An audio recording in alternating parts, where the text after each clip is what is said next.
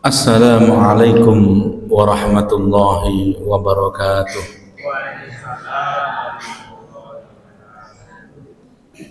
Alhamdulillahi ghafiriz dzambi wa qabilit taubi syadidil iqabi dzit tawli la ilaha illahu ilaihil masir kullu syai'in halikun illa wajhah lahul hukmu wa ilaihi turja'un.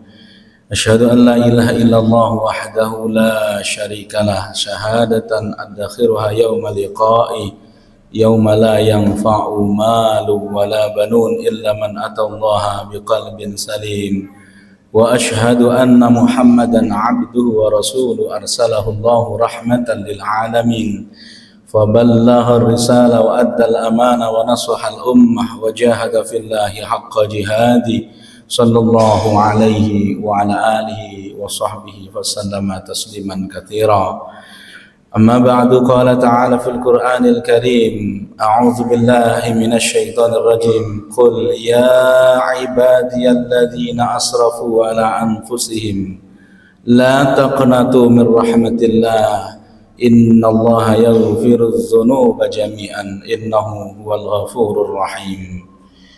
Hadirin hadirat sidang salat Isya dan Qiyamul Ramadan Masjid Baitul Mughaffar yang dimuliakan oleh Allah. Alhamdulillah, bersyukur kepada Allah atas segala nikmat yang diberikan kepada kita sampai malam hari ini.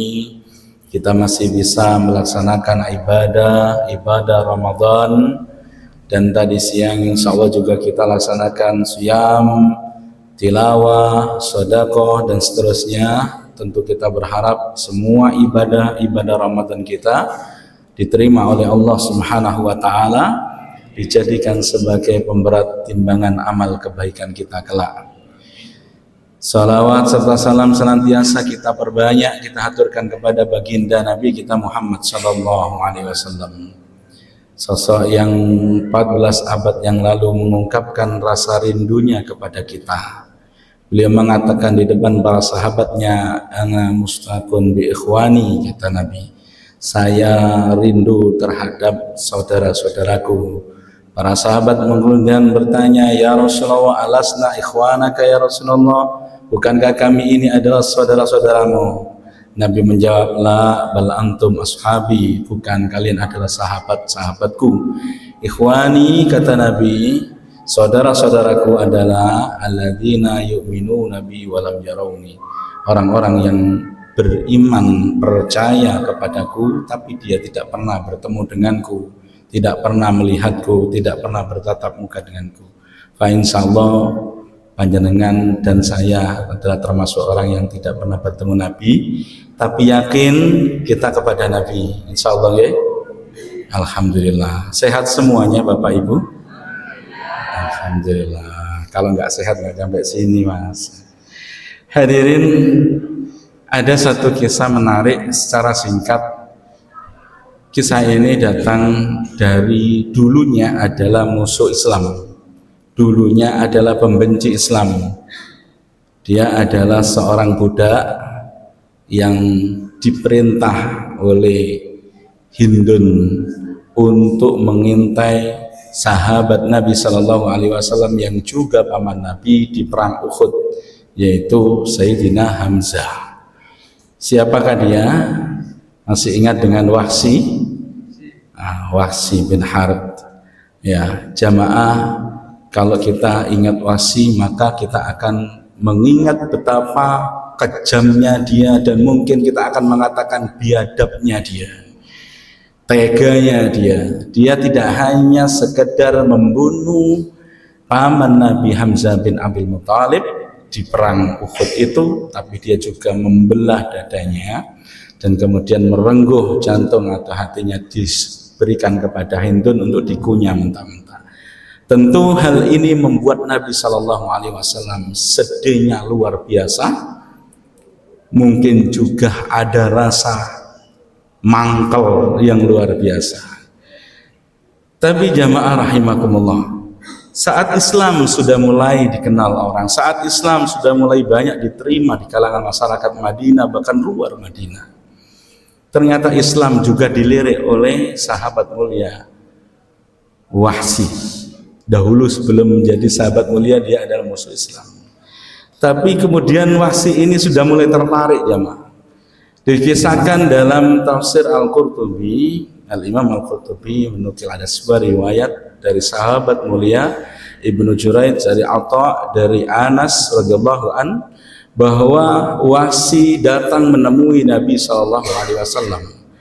Beliau mengungkapkan sangat tertarik dan pengen dekat dengan Nabi. Nabi kemudian mengatakan, sesungguhnya aku tidak ingin dekat denganmu dan bertemu denganmu. Tapi kalau kamu memaksa, maka baik. Nabi diam. Nabi menerima. Walaupun ada rasa kecewa, sedih ketika mengingat Wahsy, karena beliau mengingat sahabat mulia yang juga paman Nabi Shallallahu Alaihi Wasallam, Hamzah bin Abdul Muthalib. Singkat cerita jamaah, Wahsy kemudian mengatakan, saya ingin memastikan kalau saya masuk Islam, kira-kira apa saya diterima oleh Allah. Karena dahulu saya adalah penyembah berhala, pelaku syirik. Dahulu aku membunuh orang atau jiwa yang diharamkan oleh Allah Subhanahu wa taala. Dan dahulu aku juga berzina. Nabi diam, Nabi tidak menjawab, Nabi tidak berkomentar. Lalu turun ayat 68 surat Al-Furqan, firman Allah Subhanahu wa taala yang berbunyi, walladzina la yad'una ma'allahi ilahan akhar wa la yaqtuluna an-nafsa allati harramallahu illa bil haqq wa la yaznun. Bahwa orang-orang yang akan diterima oleh Allah adalah mereka yang tidak menyekutukan Allah Subhanahu wa taala, tidak berlaku syirik. Kemudian wala yaqtuluna an-nafsa allati harramallahu illa bil haqq, tidak membunuh jiwa yang diharamkan oleh Allah kecuali dengan alasan yang benar. Wala yaznun, dan tidak berzina. Saat ayat ini dibacakan kepada Wahsy jamaah, dan ayat ini turun memang untuk Wahsy pada saat itu, Wahsy diam, kemudian mengatakan, ya Rasulullah, kayaknya berat saya, betapa saya ini pelaku semua dosa-dosa itu. Maka Nabi diam, tidak berkomentar. Sebentar lagi, gak lama kemudian ayat 48 surat An-Nisa turun jamaah. Kalau tadi ada 3 hal yang disampaikan Allah Subhanahu wa taala di ayat 68 surat Al-Furqan, tapi 48 An-Nisa Allah mengatakan, innallaha la yaghfiru an yushraka bihi wa yaghfiru ma duna dzalika liman yasha. Allah tidak akan pernah mengampuni dosa syirik, tapi Allah mengampuni dosa selain syirik liman yasha, bagi siapa yang Dia kehendaki. Jamaah, ini kabar gembira bagi Wahsy seharusnya. Tapi Wahsy juga tidak terima. Kenapa ada kata liman yasha di situ ya Rasulullah? Jangan-jangan aku adalah orang yang tidak dikehendaki Allah Subhanahu wa taala. Nabi diam juga, Nabi tidak menjawab, tidak berkomentar, karena memang ada syarat di situ. Tidak boleh syirik dan liman yasha, bagi siapa yang dikehendaki. Wahsy tidak terima masih. Wahsy tunggu.